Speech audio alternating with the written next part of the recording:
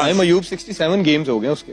हाँ, और मुझे 17 साल लगे 67 गेम्स खेलते हुए। वो 1.5 साल में खेल गया है और उसकी अभी तक एवरेज 20 की है और अभी तक उसने कोई इम्पैक्टफुल इनिंग नहीं खेली जिससे बंदा कहे कि हाँ भाई इसने पाकिस्तान को मैच जितवाया। ऑस्ट्रेलिया की सीरीज के अलावा कुछ अकेला बंदा लगा हुआ है। आईसीसी का पहला इवेंट खेल रहा है फरहान, वो पूरा लेके चल रहा है, आपकी टीम को 160 170 करवा देता है, वरना तो आप 130 भी ना करें।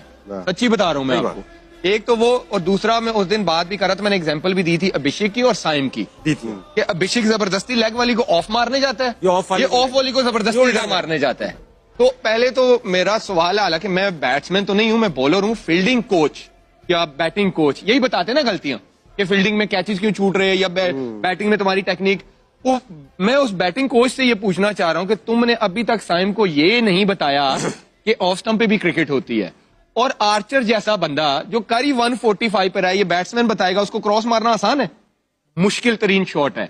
और जब आपको पता है कि हर टीम ने आपके अगेंस्ट प्लान किया हुआ है कि आपको टांग पे बॉल नहीं करेंगे, आपको वो चौथी और पांचवी स्टंप पे वो फिर भी जबरदस्ती मार रहा है, तो पहला तो ये कि आपकी मैनेजमेंट, आपके बैटिंग कोच को ये सोचना पड़ेगा, भाई मैं फिर वही पे आ जाऊंगा, इब्रार बाहर बैठ सकता है तो साइम क्यों नहीं बैठ? पहला तो मेरा ये सवाल है। दूसरा, आपने बोला टर्निंग पॉइंट था जहां पे बाबर और फरहान खेल रहे थे, वहां पे बाबर ने मोमेंटम स्लो कर दिया सारा। 45 बॉलों पे 46 रन की पार्टनरशिप हुई है।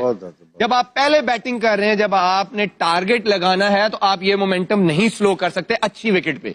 और उनके कोई मिस्ट्री स्पिनर्स नहीं थे, कुछ नहीं था, सीधी सीधी बॉलिंग आ रही थी। वो हुआ कि आपने क्या किया, 160 165 राइट।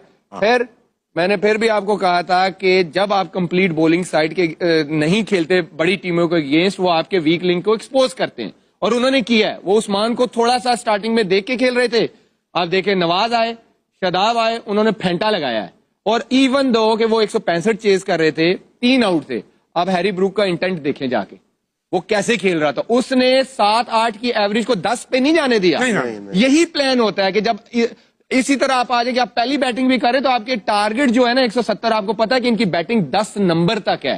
भाई नो मैटर व्हाट, आपको वो टारगेट अचीव करना है। ये तो हम बात कर रहे थे, 15 रन इंग्लैंड ने हमें दे दिए फील्डिंग में, बहुत गंदी फील्डिंग की उन्होंने। बैथल बहुत अच्छा फील्डर है, उसने कोई 2 चौके छोड़े हैं। तो बहुत सारे एक तो आप कह सकते हैं गलतियां भी थी।